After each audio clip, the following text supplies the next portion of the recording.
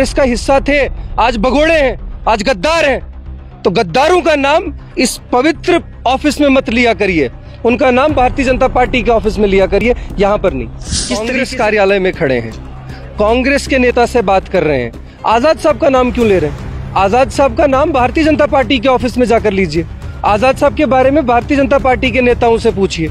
हमारे कार्यालय में आजाद साहब का नाम मत। तो कांग्रेस का हिस्सा थे ना। लद्दाख से इस चीज का मैसेज दे दिया है कि लाल पार्टियां भी देख ली, पीली पार्टियां भी देख ली, नीली पार्टियां भी देख ली, भारतीय जनता पार्टी की ABCD XYZ सारी टीमें देख ली, पर अगर जम्मू कश्मीर का भला कोई पार्टी कर सकती है तो वो केवल और केवल भारतीय राष्ट्रीय कांग्रेस। झूठ की फैक्ट्री है गुलाम नबी आजाद साहब, झूठ की फैक्ट्री। 15 अगस्त के बाद से अभी कितने दिन हुए जब राहुल गांधी जी इस साइड और प्रियंका गांधी जी इस साइड चल रही थी और बीच में दिखावा करने के लिए झंडा उठाकर गुलाम नबी आजाद साहब चल रहे थे। साहब के जाने के बाद कांग्रेस ने लद्दाख में जिस तरीके से चुनाव जीते हैं, उसके बाद अनएक्सपेक्टेड थिंग लोग बता रहे हैं। और कांग्रेस का भारत जोड़ो जो चल रहा है, अगर बात करें राहुल गांधी जी की, उन्होंने जो इस तरीके से भारत जोड़ो बाकायदा तौर पर वो कर रहे हैं, इसी सब पे इस वक्त मैं मौजूद हूँ कांग्रेस हेडक्वार्टर में, और हमारे साथ बातचीत करने के लिए मौजूद हैं कांग्रेस के लीडर जांजेब सरवाल जी। सर, जिस तरीके से हाल ही में जो इलेक्शंस हुए लद्दाख में कांग्रेस ने जीत हासिल की, क्या कहेंगे, कांग्रेस निखर के आ रही है? जी, सबसे पहले तो आपके माध्यम से मैं लद्दाख कांग्रेस को बहुत बहुत मुबारकबाद पेश करता हूं, और लद्दाख कांग्रेस से ज़्यादा लद्दाख के उन लोगों को मुबारकबाद पेश करता हूं जिन्होंने सही वक्त पे ये समझ लिया कि ये जो anti people, anti JNK, anti Ladakh government centre में मौजूद है,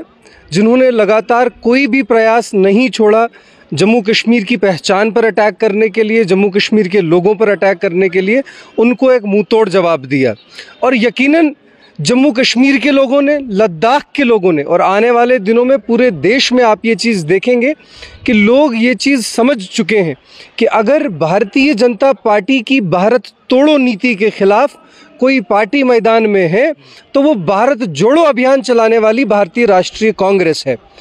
अगर इस देश की विचारधारा के खिलाफ काम करने वाली भारतीय जनता पार्टी की विचारधारा, नरेंद्र मोदी की विचारधारा के खिलाफ कोई नेता खड़ा है तो वो केवल और केवल माननीय राहुल गांधी जी खड़े। भारत क्यों जोड़ो, क्या भारत बिखर चुका है? जी, मैं आपको 2-3 एग्जाम्पल्स के माध्यम से ये बात समझाऊं कि भारत जोड़ो क्यों ज़रूरी है। जब अखलाक हुसैन की पीठ पे मीट खाने की बुनियाद पे कोड़े बरसाए जा रहे थे, लाठियां बरसाई जा रही थी, तो क्या भारत के आइडिया पर अटैक नहीं था? क्या भारत के संविधान पर अटैक नहीं था? जब 8 साल की बच्ची के रेप होने के बाद तिरंगा रैली निकाली जाती है रेपिस्टों के समर्थक में, तो क्या ये भारत का आइडिया नहीं टूट रहा है? जब एक रात को बेटी का बलात्कार करने के बाद उसका शव अंधेरी रात में जलाया जाता है, तो क्या अभी भी आपको इस चीज़ में क्वेश्चन है कि क्या भारत नहीं टूट रहा है? पिछले 7 साल से, पिछले 8 साल से यदि नरेंद्र मोदी जी की सरकार ने कोई चीज़ की है तो वो भारत तोड़ने का काम की है। अब जोड़ने का काम कौन कर रहा है?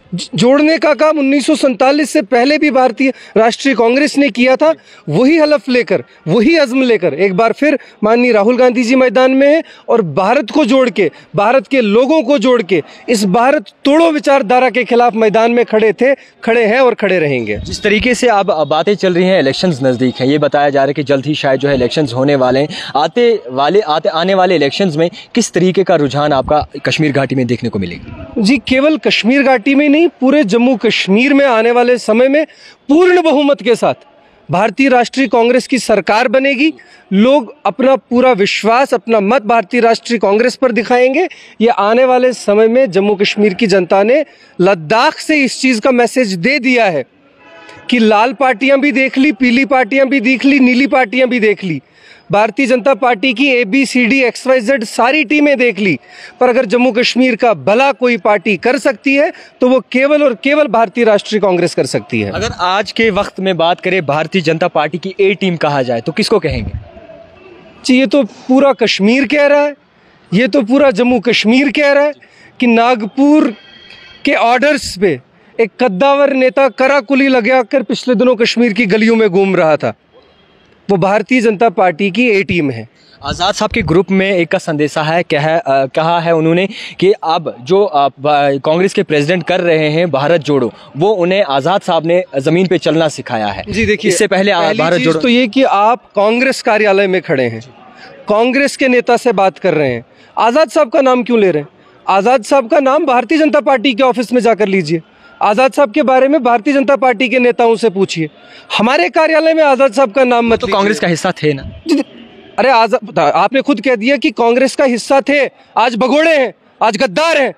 तो गद्दारों का नाम इस पवित्र ऑफिस में मत लिया करिए, उनका नाम भारतीय जनता पार्टी के ऑफिस में लिया करिए, यहाँ पर नहीं। किस तरीके से गद्दार हुआ? अगर पार्टी छोड़ा, क्या पता उनका कोई मुद्दा मंशूर हो और कश्मीर के, जम्मू कश्मीर के बारे में खास कोई सोचो विचार हो, तो आपकी पार्टी के दामन छोड़ने के बाद वो गद्दार हो गए।